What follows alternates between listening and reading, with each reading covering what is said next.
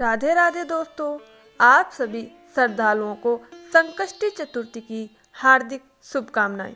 आइए आज हम सुनते हैं फाल्गुन मास की संकष्टी चतुर्थी व्रत कथा। बहुत समय पहले की बात है। एक ब्राह्मण रहते थे जिनका नाम था विष्णु शर्मा। उनके 7 पुत्र थे और सभी पुत्र अपने अपने परिवार के साथ अलग अलग रहते थे। समय बीतने के साथ विष्णु शर्मा वृद्ध हो चले थे। तब उन्होंने अपनी सभी बहुओं से कहा कि वे गणेश चतुर्थी का व्रत किया करें। विष्णु शर्मा स्वयं भी यह व्रत करते थे, लेकिन बढ़ती उम्र के कारण वे यह जिम्मेदारी अब बहुओं को सौंपना चाहते थे। जब विष्णु शर्मा ने अपनी बहुओं से यह बात कही तो बड़ी बहू ने उनकी बात ना मानते हुए उनका अपमान कर दिया, लेकिन सबसे छोटी बहू ने ससुर की आज्ञा को सहर्ष स्वीकार किया।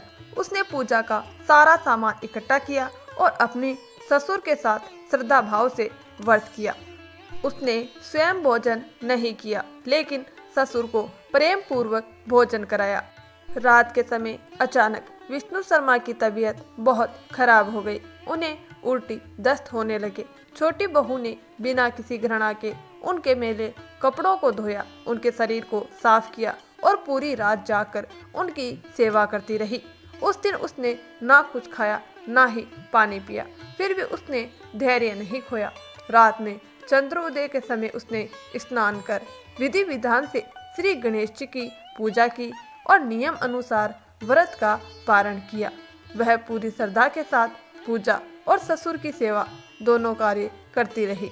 भगवान गणेश उसकी भक्ति और सेवा भाव से प्रसन्न हुए। उनकी कृपा से अगले ही दिन विष्णु शर्मा का स्वास्थ्य पूरी तरह ठीक हो गया। साथ ही छोटी बहू के घर में धन धान्य और सुख समृद्धि का वास हो गया। यह सब देखकर अन्य बहुओं को अपनी भूल का एहसास हुआ। उन्होंने ससुर से क्षमा मांगी और फाल्गुन कृष्ण संकष्टी चतुर्थी का व्रत किया। साथ ही उन्होंने वर्ष भर आने वाली प्रत्येक चतुर्थी का व्रत रखने का संकल्प लिया। भगवान गणेश की कृपा से सभी का स्वभाव बदल गया और उनके जीवन में सुख शांति और समृद्धि बनी रही। तो भक्तों, यह थी संकष्टी चतुर्थी की पावन व्रत कथा।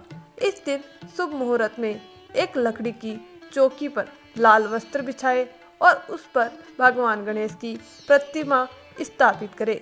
विधि विधान से पूजा करें। गणेश जी को पीले गेंदे के फूल, 5 हरी दूर्वा, पान, फल और पुष्प अर्पित करें। साथ ही मोदक का भोग अवश्य लगाए।